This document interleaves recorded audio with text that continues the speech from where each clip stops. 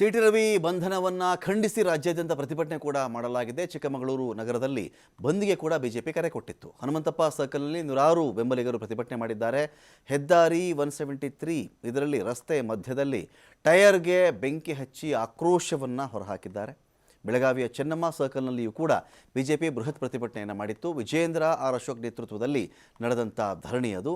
ಇನ್ನು ಮೈಸೂರು ಸೇರಿ ಹಲವು ಜಿಲ್ಲೆಗಳಲ್ಲಿ ಬಿಜೆಪಿಯಿಂದ ಧರಣಿ ನಡೆಸಲಾಗಿದೆ.